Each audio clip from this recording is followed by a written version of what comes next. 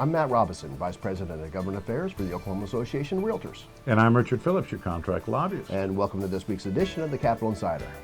Well, Richard, this was the first week of legislative session, and like always, it started with the state of the state by the governor. It did. Had a joint session of the House and the Senate. They convened the legislature for 2017. The governor came out and she was upbeat, but she did have a message that, close to $1 billion in the hole again. Doesn't want to use one-time money to fill that hole.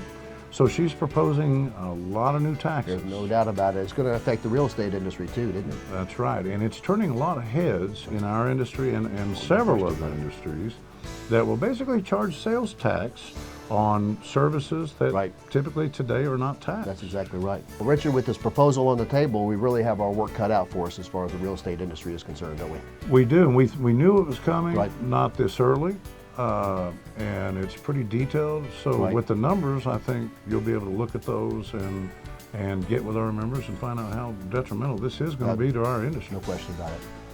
And the legislature really hit the ground running this week with a full slate of committee meetings, and we even heard some of our stuff too.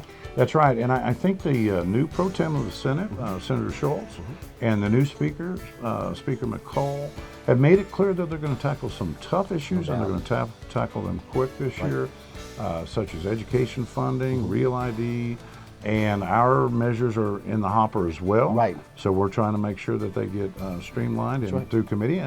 Yeah, home buyer savings account this week was heard in Appropriations and Budget Fiscal Committee. And passed out unanimously. That's right. And our new CEO, Jessica Hickok, was there. That's great. And lent her support, and that was terrific. You bet. But yeah, it was a good, fast week. Right, looking forward to more of our bills being heard soon.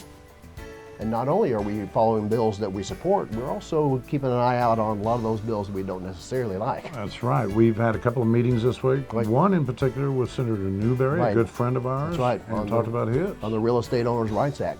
And there are some significant concerns that the realtors have with that measure, and I think he's going to work with us on that. That's right. Also want to remind everybody that Tuesday, February 21st is Realtor Day at the Capitol. We want everybody to come out for that. We have a record number of attendees that have already let us know they're going to be out there. And we want you to be there too. So we'll keep on informing you what's going on at the committee level. And we will see you next week. That's going to wrap it up for this week's edition of the Capitol Insider.